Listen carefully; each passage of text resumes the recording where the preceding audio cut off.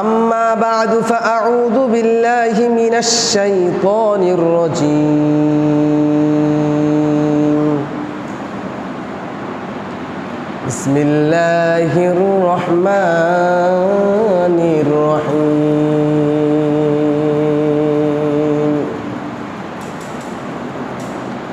إذا زلزلت الأرض زلزالها وأخرجت الأرض أثقالها وقال الإنسان ما لها يومئذ تحدث أخبارها بأن ربك أوحى لها يومئذ يصدر الناس أشتاتا ليروا أعمالهم فمن يعمل مثقال ذرة خيرا يره ومن يعمل مثقال ذرة شرا يره وقال النبي صلى الله عليه وسلم لا تحقرن من المعروف شيئا ولو أن تلقى أخوك بوجه طليق أو كما قال النبي عليه الصلاة والسلام قال الله تعالى في شان حبيبه ومعشوقه ومحبوبه صلى الله عليه وسلم إن الله وملائكته يصلون على النبي يا أيها الذين آمنوا صلوا عليه وسلموا تسليما সবাই দুরূদ ইব্রাহিম পড়ি اللهم صل على محمد وعلى آل محمد كما صليت على إبراهيم وعلى آل إبراهيم إنك حميد مجيد اللهم بارك على محمد وعلى آل محمد كما باركت على إبراهيم وعلى آل إبراهيم إنك حميد مجيد بلغ العلا بكماله كشف الدجى بجماله حسنت جميع خصاله صلوا عليه وآله यहाँ हम सब मुसाफिर हैं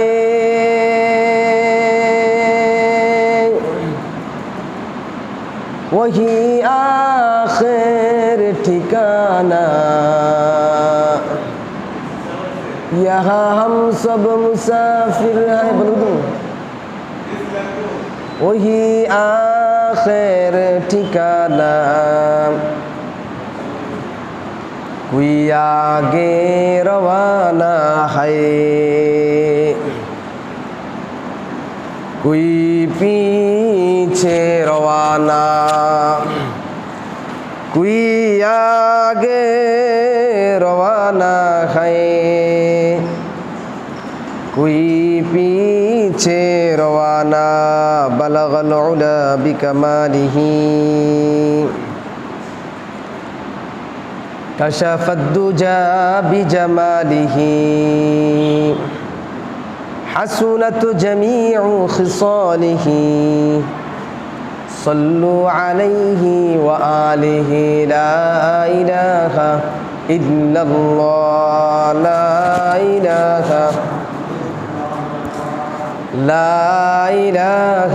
إلا الله لا إله إلا الله لا إله إمام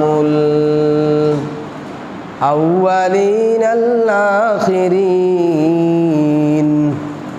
بحر صدقة رحمة للعالمين سيد الكون نين ختم المرسلين آخر مدبود فخر الأولين شد وجودش رحمة للعالمين مسجد اوشد ہمارو یہ زمین لا الہ الا اللہ لا الہ لا الہ الا اللہ لا الہ الا اللہ لا الہ الا اللہ لا ইলাহা ইল্লাল্লাহু মুহাম্মাদুর রাসূলুল্লাহ। আলহামদুলিল্লাহ, আল্লাহ রব্বুল আলামিনের দরবারে অসংখ্য গণিত শুকরিয়া যে মহান রব্বুল আলামিন আমাদেরকে পবিত্র জুমার দিনে জুমার নামাজ আদায়ের লক্ষ্যে আল্লাহ রব্বুল আলামিনের ঘর দুনিয়ার মধ্যে সর্বশ্রেষ্ঠ জায়গা মসজিদের মধ্যে আসার বসার তৌফিক দান করেছেন। এজন্য সকলে অন্তঃস্থল থেকে বলি আলহামদুলিল্লাহ। সম্মানিত হাজিরিন, আমি আপনাদের সামনে আজকে একটা সূরা তেলাওয়াত করেছি। এই সূরার নাম হচ্ছে সূরাতুল জিলজাল। এই সূরাটা কোরআন শরীফের 114টা সূরার মধ্যে 93 নম্বর সূরা। এরপরে আরও অনেকগুলো সূরা আছে, তার আগেও আরও অনেকগুলো সূরা আছে। এই সূরাটা 30 নম্বর পারা। এই সূরাটা মদিনায় অবতীর্ণ। এই সূরার নাম হচ্ছে সূরাতুল জিলজাল। জিলজাল অর্থ হচ্ছে ভূমিকম্প। জিলজাল অর্থ কি? ভূমিকম্প। এই সূরাটা আপনাদের সামনে তেলাওয়াত করেছি। আল্লাহ চাহে তো এই সূরা সম্পর্কে আল্লাহ এই সূরার মধ্যে কি বললেন, আমাদের জন্য এই সূরার মধ্যে কি হেদায়েত আছে, এখান থেকে আমরা কি শিক্ষা নিতে পারি, কি বুঝতে পারি, এই সম্পর্কে বিস্তারিত আলোচনা করব। আমা তাওফীক ইল্লা বিল্লাহ। সম্মানিত হাজিরিন, এই সূরাটা অত্যন্ত গুরুত্বপূর্ণ একটা সূরা। আবু দাউদ শরীফের হাদিসের মধ্যে পাওয়া যায়, রাসূলুল্লাহ সাল্লাল্লাহু আলাইহি ওয়াসাল্লামের কাছে একজন বৃদ্ধ লোক এসেছেন। রাসূলের কাছে একজন বৃদ্ধ লোক, বয়োবৃদ্ধ লোক এসেছেন। এসে বলতেছেন, ইয়া রাসূলুল্লাহ, ইয়া হাবিবাল্লাহ, আপনি আমাকে কিছু ওয়াজ করেন, কিছু নসিহত করেন, আমাকে কিছু শিখাইয়া দেন যেগুলোর উপর আমি আমল করতে পারবো। রাসূলুল্লাহ সাল্লাল্লাহু আলাইহি ওয়াসাল্লাম জানায়া দেন, বৃদ্ধ বাবা শোনো, তুমি রওয়ালা যতগুলো সূরা আছে সবগুলো সূরা তেলাওয়াত করবা, এই সবগুলো সূরা তুমি ইয়াদ করবা, এই সবগুলো সূরা তুমি বুঝে পড়ার চেষ্টা করবা। রওয়ালা সূরা যতগুলো আছে কোরআনে, এই সূরাগুলো বেশি বেশি পাঠ করবা। তো রওয়ালা সূরার দ্বারা রাসূল বুঝাইছেন আলিফ লাম র। যেই সূরার শুরুতে আলিফ লাম র আছে ওই সূরাগুলো রাসূল বুঝাইছেন। যেই সূরার শুরুতে আলিফ লাম র আছে ওই সূরাগুলো রাসূল বুঝানোর উদ্দেশ্য। রাসূলুল্লাহ সাল্লাল্লাহু আলাইহি ওয়াসাল্লাম যখন এই উপদেশ দিলেন, এই নসিহত করলেন, তখন বৃদ্ধ সাহাবী বলেন, ওগো আল্লাহর রাসূল, আমার বড় বয়স হয়ে গিয়েছে, আমার আর আগের মতো শক্তি সাহস নাই। আপনি আমাকে যেই যত বড় সূরাগুলো তেলাওয়াত করার কথা বলছেন সবগুলো সূরা তেলাওয়াত করা আমার পক্ষে সম্ভব না, এগুলো মনে রাখাও আমার পক্ষে সম্ভব না, এবং এগুলোকে ইয়াদ করাও আমার পক্ষে সম্ভব না। আপনি আমাকে আরেকটা নসিহত করেন। রাসূলুল্লাহ সাল্লাল্লাহু আলাইহি ওয়াসাল্লাম জানায়া দেন, ও আমার সাহাবী, তাহলে শোনো, রওয়ালা সূরাগুলো যদি তুমি পড়তে না পারো তাহলে হামিম ওয়ালা যতগুলো সূরা আছে ওই সূরাগুলো বেশি বেশি করে পড়ার চেষ্টা করো। তখন সাহাবী ডাক দিয়ে বলেন, ইয়া রাসূলুল্লাহ, ইয়া হাবিবাল্লাহ, হামিম ওয়ালা সূরাগুলো পড়াও আমার জন্য কঠিন হয়ে যাবে। কেন? কারণ আমার বয়স হয়ে গেছে, আমার এখন আর সব কিছু কিছু মনে থাকে না, স্মরণে থাকে না। হামিম ওয়ালা সূরাগুলো পড়াও আমার জন্য কঠিন হয়ে যাবে। আমার জিহ্বার মধ্যে, জবানের মধ্যে সবগুলো সূরা আসতে চায় না। এরপরে রাসূলুল্লাহ সাল্লাল্লাহু আলাইহি ওয়াসাল্লাম তাকে নসিহত করলেন, শোনো তাহলে সাব্বাহা ইউসাব্বিহু যতগুলো সূরা আছে এই সূরাগুলো তুমি বেশি বেশি পাঠ করবা। রাসূলের বৃদ্ধ সাহাবী এসে বলতেছে, ইয়া রাসূলুল্লাহ, ইয়া হাবিবাল্লাহ, এই সাব্বাহা ইউসাব্বিহু সূরাগুলো তো অনেক বড়, আমার জন্য সাব্বাহা ইউসাব্বিহু সূরাগুলো পাঠ করাও কঠিন মনে হইতেছে। ইয়া রাসূলুল্লাহ, আপনি যতগুলো সূরা আমাকে পরামর্শ দিলেন, ইয়াদ করার কথা বললেন, এই সবগুলো সূরা মধ্যে যে ওয়াজ আছে, যে নসিহত আছে, আমাকে এমন আরেকটা সূরা বলে দেন যে সূরার মধ্যে সংক্ষিপ্ত হবে, ছোট হবে, এবং এই সবগুলো সূরার সারাংশটা ওই সূরার মধ্যে পাওয়া যাবে। রাসূলের কাছে এসে সাহাবী 3 বার আবেদন করলেন। 3 বার রাসূল 3 ধরনের সূরা পড়ার জন্য তাকে উপদেশ দিলেন। শেষের বার রাসূল বলেন, তাহলে শোনো, সবগুলো সূরা যদি তুমি একটা সূরার মধ্যে পাইতে চাও, আর সবগুলো সূরার অর্থ যদি তুমি একটা সূরার মধ্যে পাইতে চাও, এবং খুব সংক্ষিপ্ত একটা সূরা যদি তুমি পাইতে চাও, তাহলে তুমি সূরাতুজ জিলজাল বেশি বেশি করে পাঠ করবা। সূরাতুজ জিলজাল তুমি সব সময় স্মরণে রাখবা। সূরাতুজ জিলজালকে তুমি ভালোভাবে আয়ত্ত করার চেষ্টা করবা। তাহলে পিছনে যা কিছু ওয়াজ করলাম সবগুলো ওয়াজ তুমি সূরাতুজ জিলজালের মধ্যে পাওয়া যাইবা। এই হইল সূরাতুজ জিলজাল। তাহলে বোঝা গেল সূরাতুজ জিলজাল এটা খুবই গুরুত্বপূর্ণ একটা ইম্পর্টেন্ট সূরা। আরেক riwayat-এর মধ্যে পাওয়া যায়, তাফসীর ইবনে কাসিরের মধ্যে লেখেন, সূরাতুজ জিলজাল এমন একটা সূরা যে সূরাটা একবার পাঠ করলে পুরা কোরআন শরীফের কে 1/3, আরেক riwayat-এর মধ্যে আছে 1/4, অর্থাৎ পুরা কোরআন শরীফটাকে যদি 4টা ভাগ করা হয় 4 ভাগের 1 ভাগ।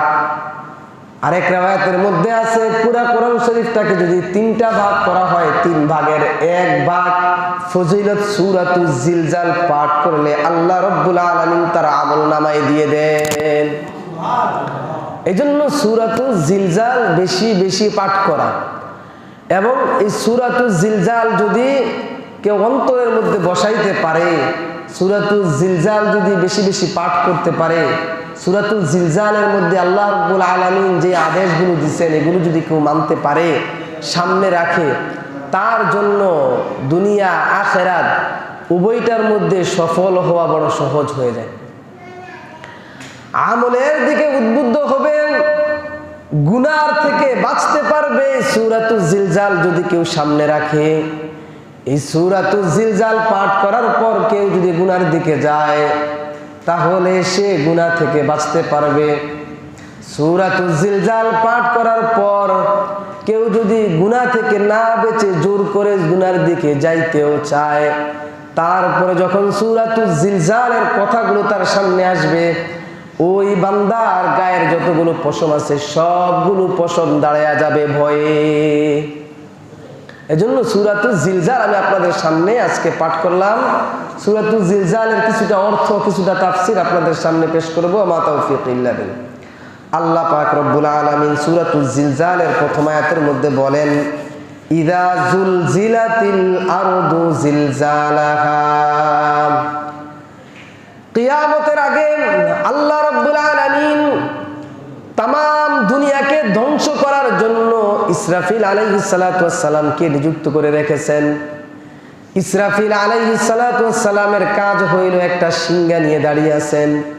এই শিঙ্গার মধ্যে ফু দিবেন, তাম দুনিয়াটা ধ্বংস হয়ে যাবে। ইসরাফিল আলাইহিস সালাতু ওয়াস সালাম প্রথমবার যখন ফুৎকার দিবেন শিঙ্গার মধ্যে, ওই শিঙ্গার আওয়াজে তাম দুনিয়াটা চূর্ণ বিচূর্ণ হয়ে ধুলার মতো, তুলার মতো উঠতে থাকবে। যখন কিয়ামত সংঘটিত হয়ে যাবে, মুফাসসিরিনে কেরাম বলেন তারপরে আরেকবার ইসরাফিল আলাইহিস সালাতু ওয়াস সালাম সিংহার মধ্যে ফু দিবেন। যারা কবরের মধ্যে আছেন সবগুলো কবরবাসী মানুষ ওই সিংহার ফুৎকার শোনার সঙ্গে সঙ্গে দৌড়িয়ে কিয়ামতের দিকে চলতে থাকবে, হাসরের মাঠের দিকে চলে যাবে।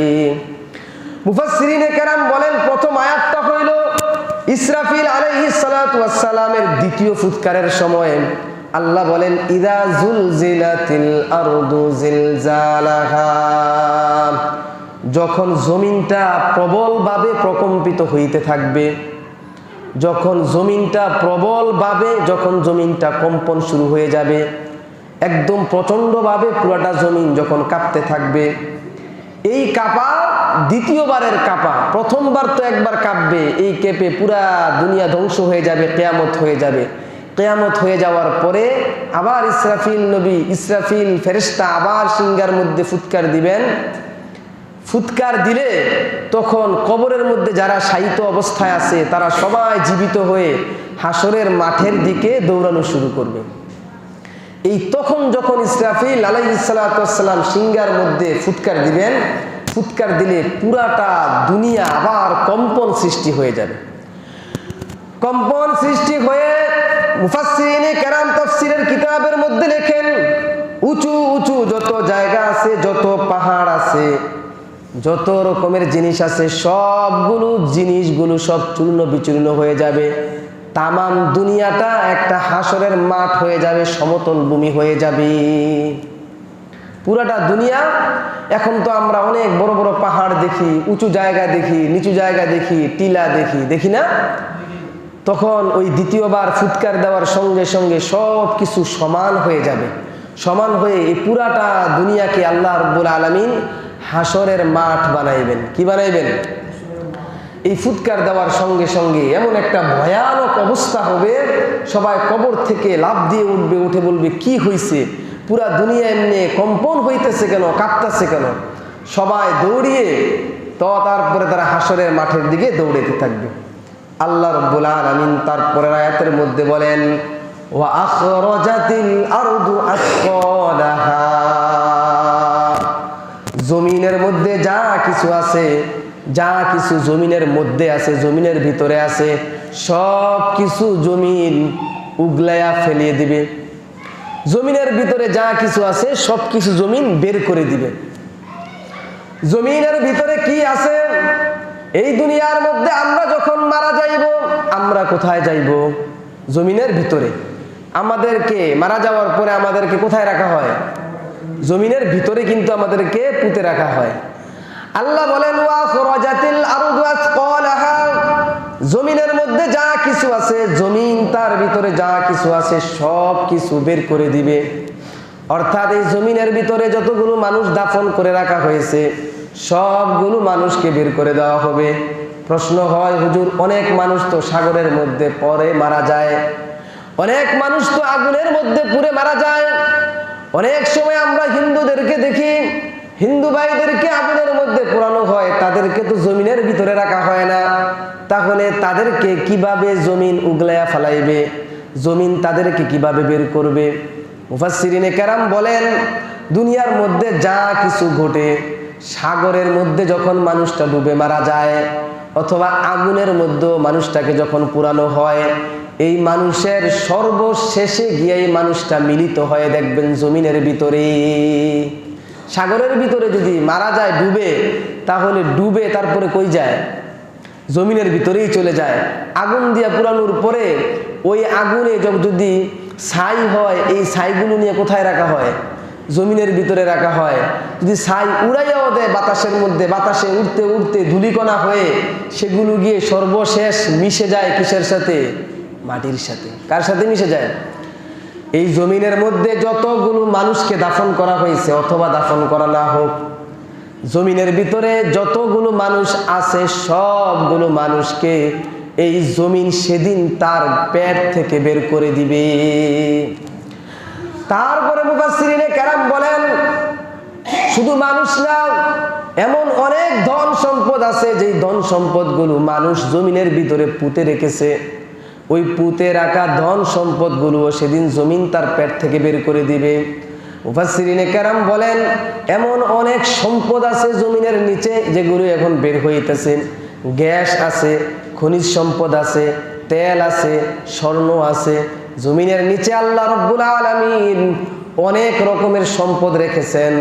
ওই সম্পদগুলোও সেদিন কিয়ামতের দিন জমিন তার পেট থেকে বের করে দিবে। তাহলে কিয়ামতের আগে, কিয়ামতের সময় আল্লাহ যখন ইসরাফিল আলাইহিস সালাম ফুৎকার দিবেন, সব মানুষ ধ্বংস হয়ে কবরে যাবে। সেই কবর থেকে আরেকটা ফুৎকার দেওয়ার সঙ্গে সঙ্গে পুরা জমিনের মধ্যে ভূমিকম্প হইবে। ভূমিকম্প হয়ে সব জমিনটা সমান হয়ে জমিনের ভিতরে যা কিছু আছে সব কিছু জমিন কি করে দিবে? বের করে দিবে। জমিনের ভিতরে আর কোনো সম্পদ, আর কোনো লাশ, আর কোনো মানুষ, কোনো কিছুই জমিন তার ভিতরে পেটের ভিতরে রাখবে না। আল্লাহ বলেন ওয়াকালাল ইনসানু মা লাহা।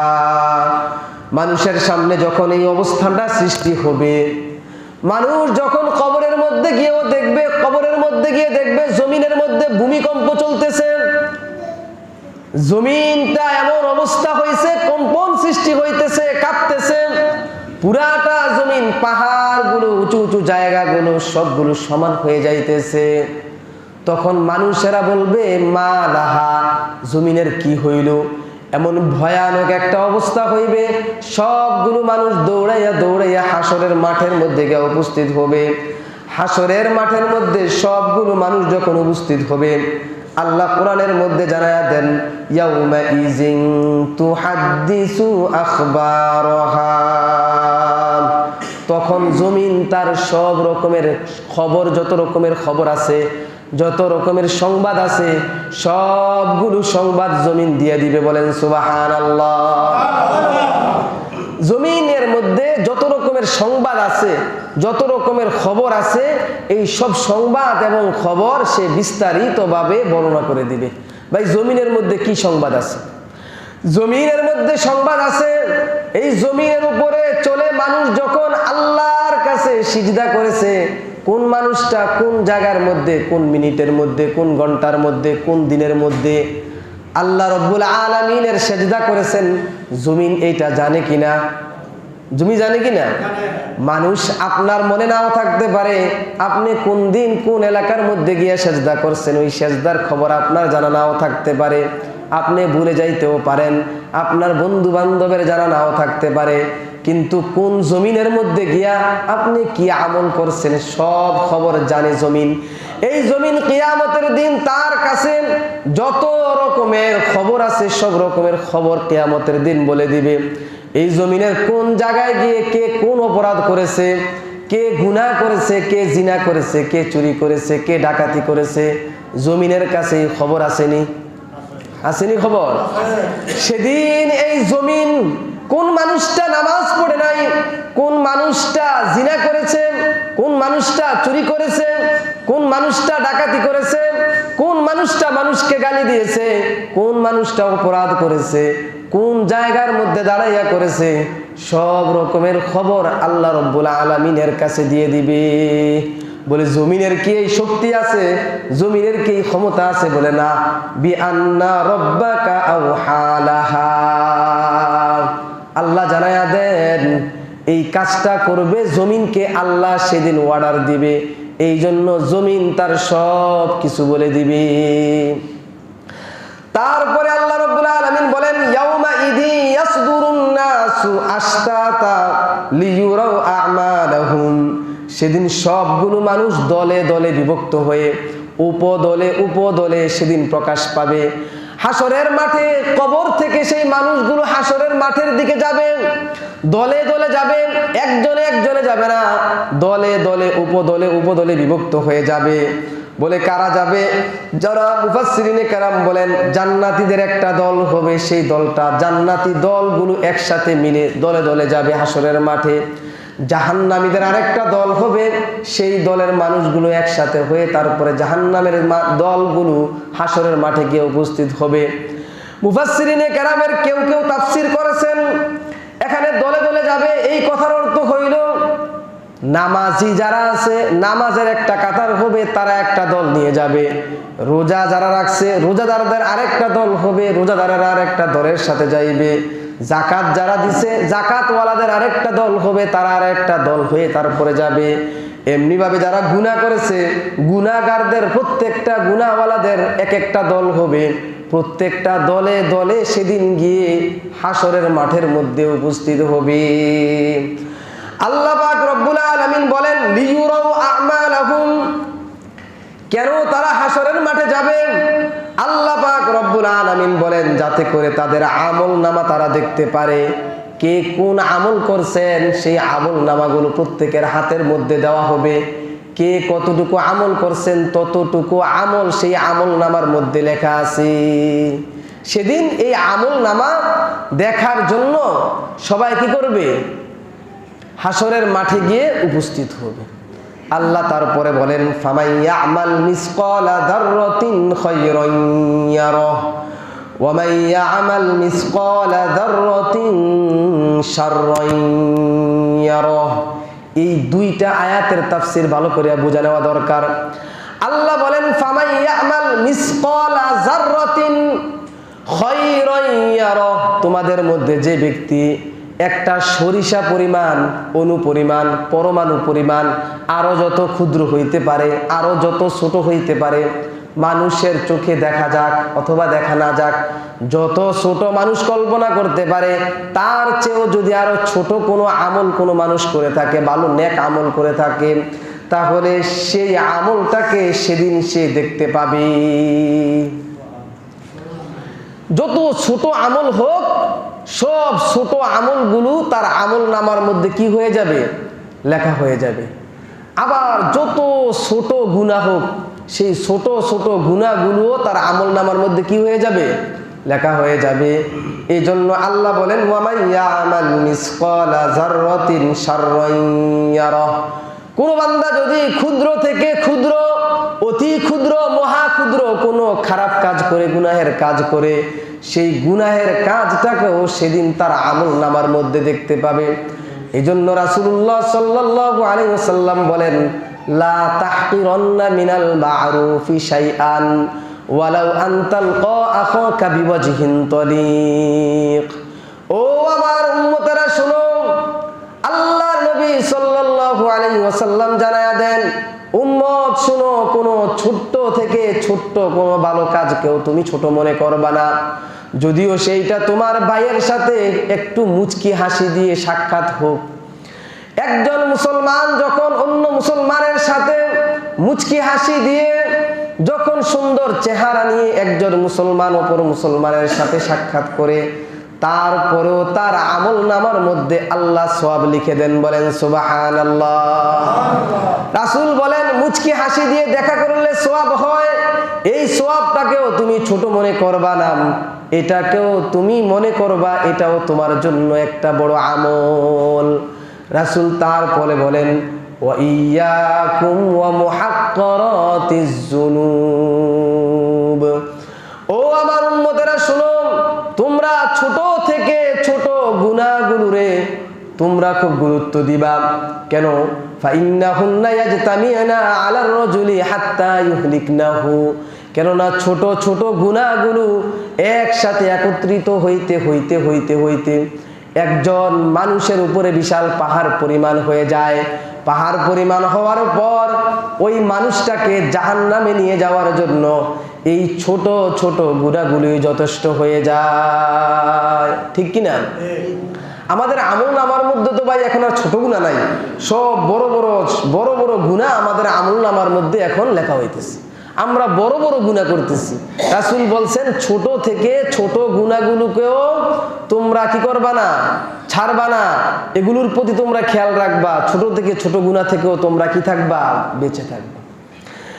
এই জন্য আবু বকর সিদ্দিক রাদিয়াল্লাহু তাআলা আনহু যখন সূরাতুজ জিলজাল অবতীর্ণ হয়, তখন আবু বকর সিদ্দিক রাদিয়াল্লাহু তাআলা আনহু দিনে কান্না করেন, রাতে কান্না করেন।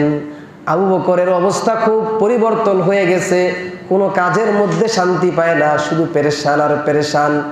দুনিয়াবি কোনো কাজ করেও শান্তি পায় না, আখিরাতের কোনো কাজ করেও শান্তি পায় না। সারাদিন কান্না করে সূরা জিলজাল পড়ার পরে রাসূল একদিন এই অবস্থাটা দেখে আবু বকরকে ডাক দিয়া বললেন, আবু বকর তুমি সারাদিন কান্না করো কেন? আবু বকর ডাক দিয়া বলে, ইয়া রাসূলুল্লাহ, ইয়া হাবিবাল্লাহ, যেই দিন আপনার উপরে সূরাতুল জিলজাল অবতীর্ণ হয়েছে ওই দিন এই সূরা পড়ার পর থেকে আমার আর কোনো কাজের মধ্যে ভালো লাগে না।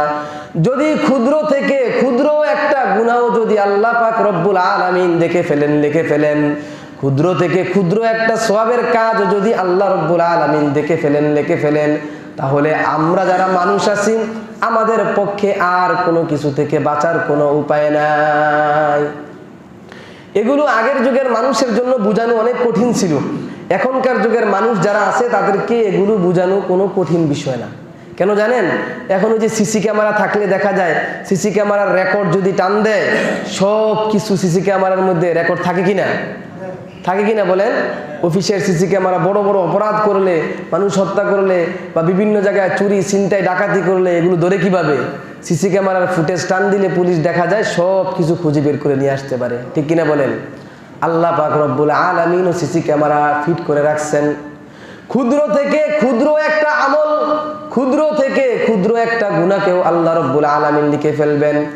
আবু বকর সিদ্দিক রাদিয়াল্লাহু তাআলা আনহু যখন কান্না করলেন, আল্লাহর নবী সাল্লাল্লাহু আলাইহি ওয়াসাল্লাম আবু বকরকে সান্ত্বনা দিলেন, আবু বকর শোনো, যদি তুমি গুনাহ নাও করো, তোমার পরিবর্তে আল্লাহ রব্বুল আলামিন দুনিয়ার মধ্যে আরেকটা জাতি সৃষ্টি করবেন, যেই জাতিটা গুনাহ করবে, গুনাহ করার পর আল্লাহ রব্বুল আলামিনের কাছে তওবা করবে, তওবা করার পর আল্লাহ রব্বুল আলামিন সেই জাতির তওবাকে কবুল করবেন। বলেন সুবহানাল্লাহ।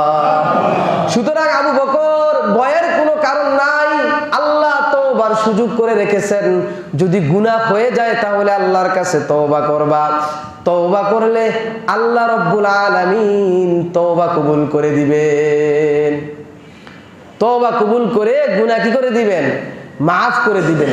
তাহলে ছোট থেকে ছোট গুনাহ, বড় থেকে বড় গুনাহ আল্লাহ কি করবেন? সব কিছু লিখে রাখেন। এই জন্য এই সূরাটা খুবই গুরুত্বপূর্ণ একটা সূরা, খুবই ইম্পর্টেন্ট একটা সূরা। এই সূরা সব সময় অন্তরের ভিতরে রাখতে হবে, সব সময় পড়তে হবে। এটার যে অর্থটা মনের ভিতরে রাখতে হবে। যদি রাখেন দেখা যাবে বড় বড় গুনাহ থেকে বাঁচতে পারবেন। আপনি গুনাহ করতে যাইবেন আর আপনার মনের ভিতরে চিন্তা আসবে যে আল্লাহ রব্বুল আলামিন সব কিছু কি করতেছে? রেকর্ড করতেছে। নেকের কাজ করতে উৎসাহ পাইবেন। যেখানে যাইবেন, পৃথিবীর যেই জায়গায় যাইবেন, সেখানে গিয়ে মসজিদ খুঁজবেন, মসজিদ খুঁজে সেই জায়গায় গিয়ে 2 রাকাত হইলেও নামাজ পড়ে আসবেন। কেন? সেই জমিনটা কাল কিয়ামতের দিন আপনার পক্ষে সাক্ষী দিবে, ঠিক কিনা বলেন? এই জন্য আমাদের গুনাহ থেকে বাঁচার দরকার আছে না নাই? নেকের কাজ করার দরকার আছে না নাই? গুনার কাজ ছেড়ে নেকের দিকে আসবেন কিনা বলেন? যদি না আসেন, সব কিছু আল্লাহর কাছে লেখা থাকবে, সব কিছু লেখা থাকবে। একদিকে মারা যাইবেন, অপর দিকে আপনারা সাজাইয়া ধইরা জাহান্নামের দিকে নিয়ে যাবে। এজন্য ভাই আপনাদের কাছে উদাত্ত আহ্বান থাকবে, আপনারা যেইভাবে পারেন গুনাহ ছাড়েন, গুনাহ ছাড়েন, গুনাহ ছেড়ে নেকের দিকে আসেন, নেকের দিকে আসেন আর আল্লাহর জান্নাতের দিকে আসেন। আল্লাহ রাব্বুল আলামিন আমাদের সবাইকে তৌফিক দান করুন। সবাই বলুন আমিন।